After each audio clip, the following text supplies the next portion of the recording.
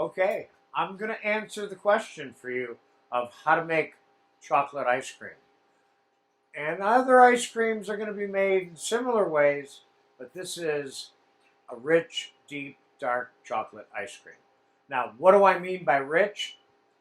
This is probably a formula that would be considered one of the richest ice creams in the world that you could possibly make. And I say that because this is made with all cream. And in this particular case, we're using 36% butterfat cream. And you can use as much as 40, which is also available on the market, but 36 will definitely suffice. Now you want to keep in mind that the average butterfat content of ice cream in the commercial marketplace is somewhere between 8 and 18%. So at 36, at the very minimum, we're double the butterfat content. Now, what's the difference between the butterfat contents? Well, basically, there's less fat in it, meaning some ice cream makers or personal ice cream makers, commercial or whatever, might use half milk, half cream, or light cream, or half and half, or something like that. And so the distinction here that I want to make, which is what makes this the richest ice cream in the world, really, is that this is all cream. Okay, so I'm going to go over the formula with you, but while I'm doing that, I'm going to start heating up the cream. We're going to start out with 1 quart of heavy 36% butterfat cream, and we're going to put it in a saucepan to heat up.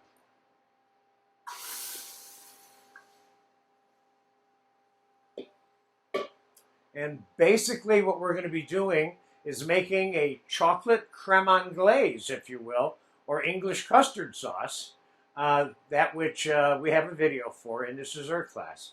The creme anglaise is typically made with milk. We're making creme anglaise with cream, okay? So I'm going to add about 3 tablespoons of pure vanilla extract to the cream because I want to add another little dimension of flavor to it, even though it's not vanilla ice cream.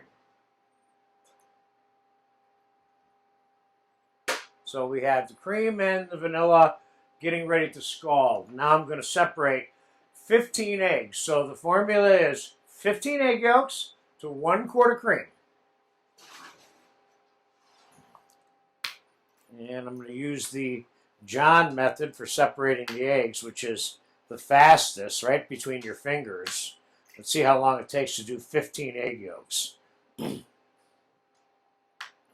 2, 3, 4.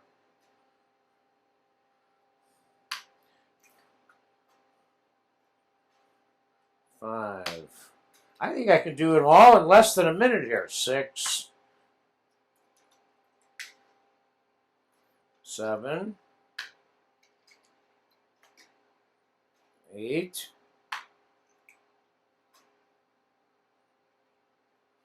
9.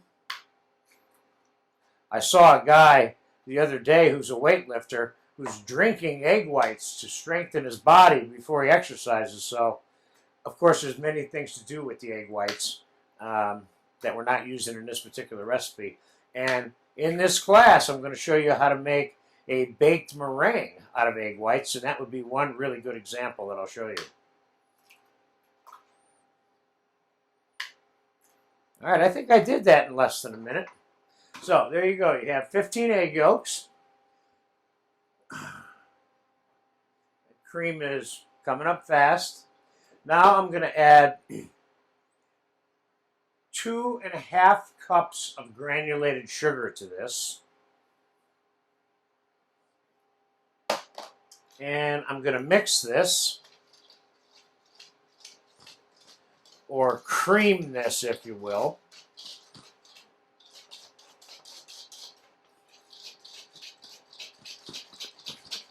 I'm going to cream this as much as I can before I add the bitter cocoa powder to it, which is the primary chocolate component for this.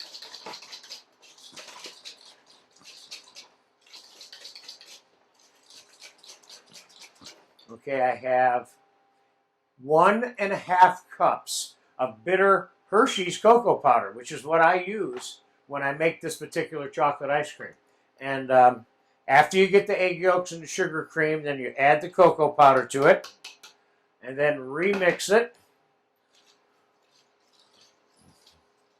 Now, how much cocoa powder should be put into this mix? The real question for you to answer is, how chocolatey do you want it?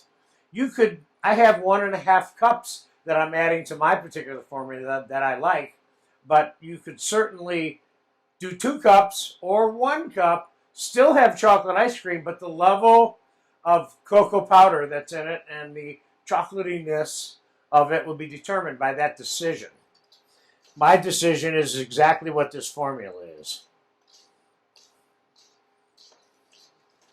This takes a little longer to mix in, the chocolate does.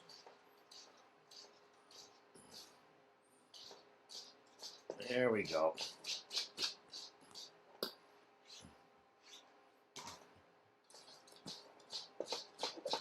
See how thick that is?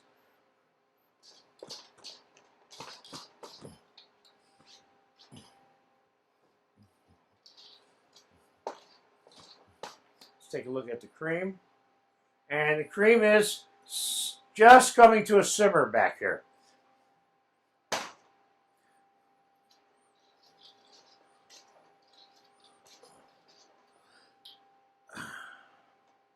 I'll tell you what, if you make this ice cream for somebody, you'll find out why it's a weakness for people.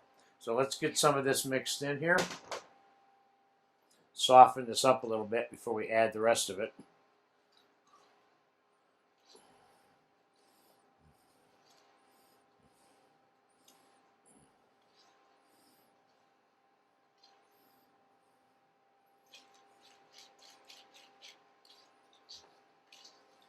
There you go.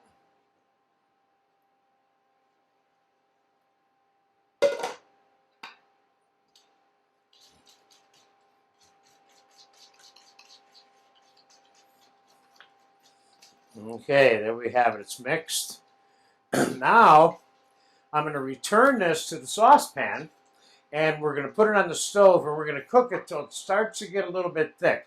But before we start that, I want to warn you about a problem that's associated with making this custard on the stove now. Once you get the chocolate in here, unlike so many other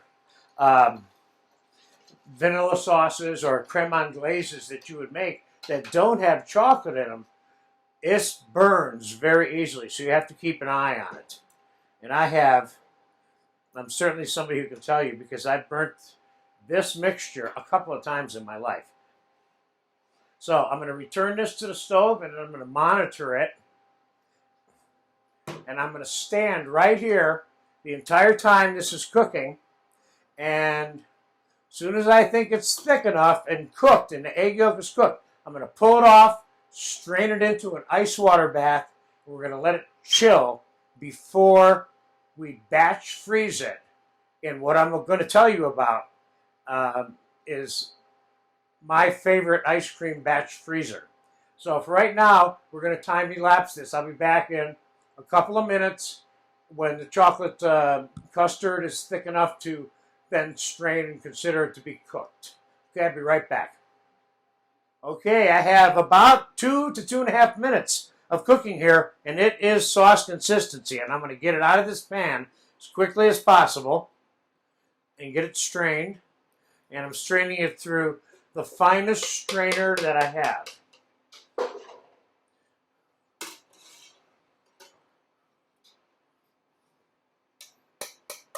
Now, if you think you made your custard, and I want to explain to you why I keep calling this custard, it's really, really hot.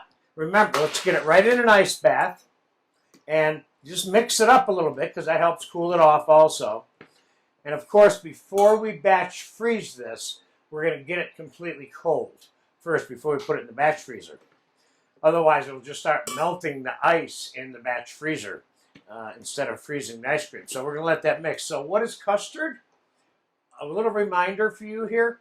Egg and dairy product cooked together would be my summary definition of what custard is. This is a custard sauce. This ice cream is a custard. It's a frozen custard, if you will. Okay? So I'm going to continue to stir this. this is probably going to take 15, 20 minutes to chill out. And then when I come back, I'm going to talk to you about this batch freezer. We are going to set this up with some rock salt. We are going to plug it in, and we are going to let it run until this becomes ice cream. And that process is going to take a half an hour. But for right now, I'll be back in about 15 minutes when the chocolate ice cream mixture is cooled off, and then we will pick up on the batch freezing part. Okay, I'm back to get the ice cream batch frozen.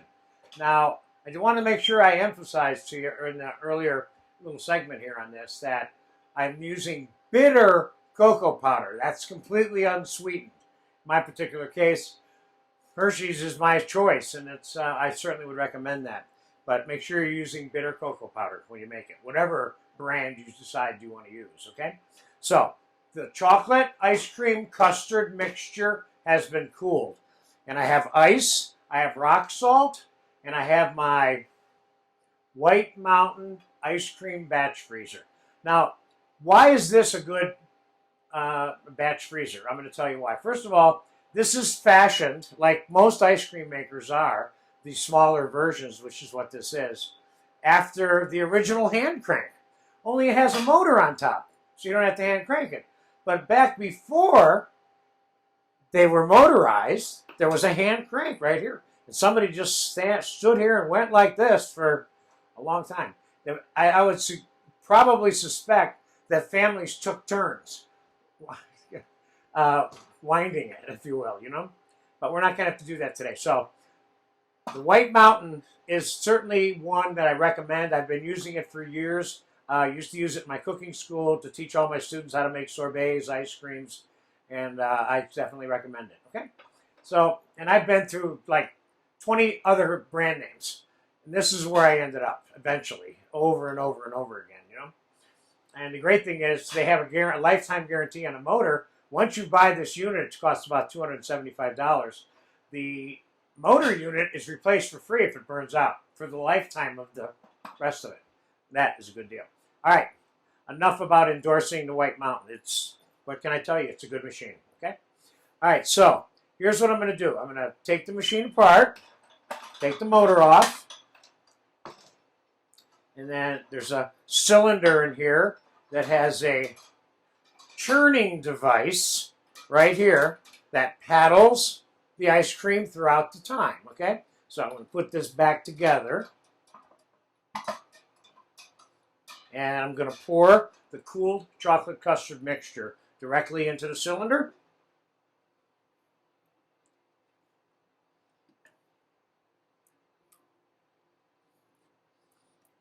I want to make sure we get all of this. This stuff is valuable. We have a lot of people to spoil with this much ice cream. Now we put the lid back on.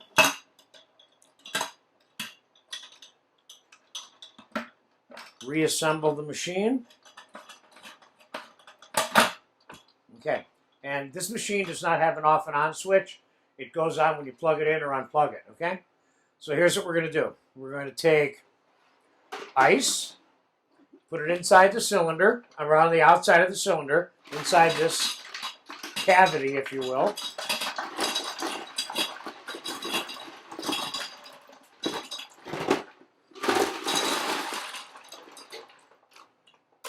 So first I put some ice in it, like it's third full. And I'm going to put some rock salt on top of that ice. This is going to make the ice colder. This is what it's going to do. Then more ice.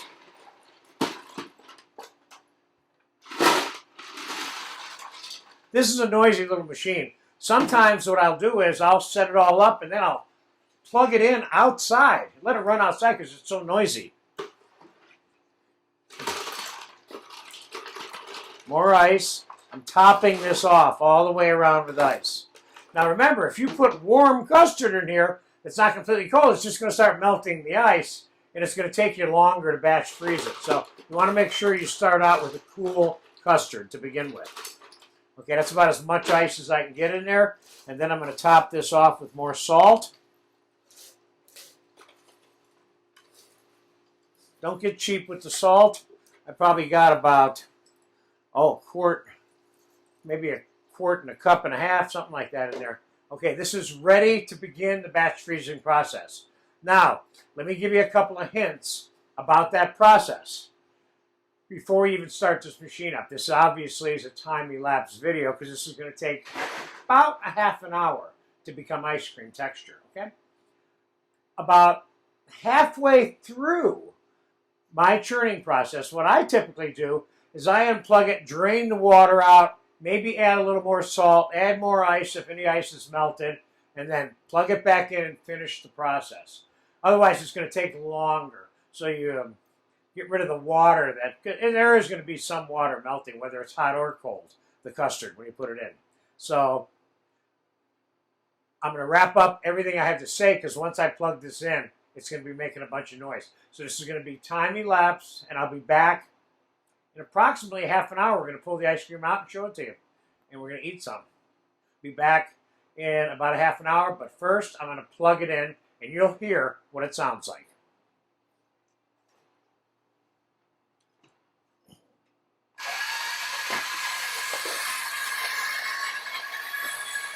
There you go, and it's spinning. All right, I'll see you in about a half an hour. Okay, the ice cream is ice cream. It's no longer chocolate custard sauce. The machine has been churning about 35 minutes. I just unplugged it, and I'm going to pull this cylinder out, and I'm going to show you what we got here, okay?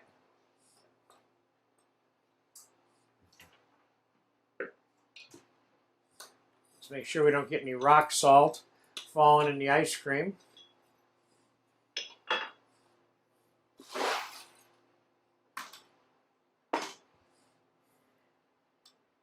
Okay, look inside of there if you can. You see what's in there? You get a good look at that there, Richard? Sure do. Beautiful. Okay, so here's how I normally unload the machine. Look at that. The inside of this machine is empty. Everything is right there on that whip. It's not always like that, but it is today. Oh, I'm sorry, but this is something I have to do. Gotta get a taste of this. This is some rich, dark chocolate ice cream. So let's get it in our storage container for the freezer.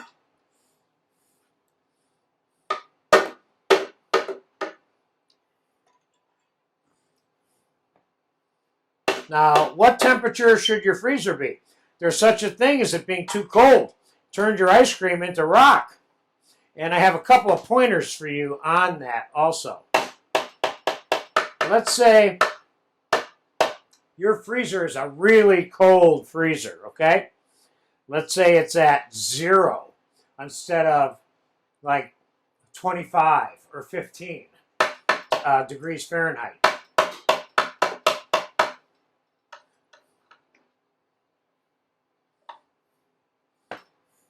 Let's just scrape it into here, then we'll take it out of here.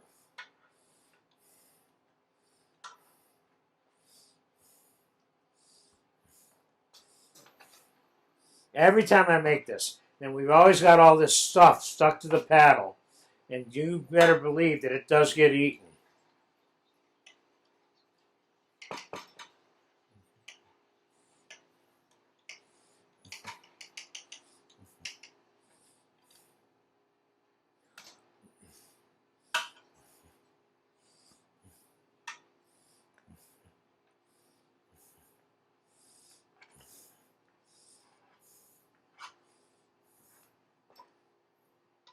Are you going to finish the comment regarding the freezers? Yes, the comment on the freezer. A couple of things here. It's just that I'm sitting here struggling with this a little bit, and I want to get it out of my face. Concentrate on it for a second. So, a couple of things to remember. First, let's say your ice cream is in your freezer. You got a really cold freezer, and your ice cream kind of gets freezer burnt because it's been in there so long. Here's what you can do. you can melt your ice cream down and re-batch freeze it, and it comes out brand new again. That's one thing to keep in mind. The other thing is, let's say your freezer is too cold and you can't adjust it because it's not an adjustable freezer. So I'm going to plastic wrap this and put this in my freezer, of course. Let me wash my hands off. Hold on.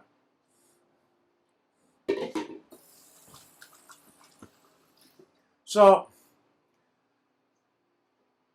what you can do is, let's say it freezes your ice cream harder than you want it to be, or for whatever the reason is, your ice cream is too frozen. Let's keep in mind two things. Number one, the amount of sugar that's in the ice cream will determine how frozen it gets in your storage freezer, or in the batch freezer for that matter. The more sugar you have in it, the softer the ice cream is going to be in the final analysis. That would apply to all sorbets and sherbets also, that thinking, right? So let's say it's like rock hard and you can't even scoop it. Take the whole container, put it in the microwave to soften it up so it's a little fresher before you serve it. That's another solution if your freezer's too cold, okay? But the freezer should be around 20 to 15 degrees Fahrenheit. That's ideal. These freezers that are 0, 5 below, 10 below, 15 below, 20 below, sometimes they'll freeze your ice cream too hard, okay? And of course, if you're stuck with that freezer in that temperature, you can add more sugar to the mixture for your particular freezer. That'll keep the ice cream a little bit softer, okay? So there you have it. One more time.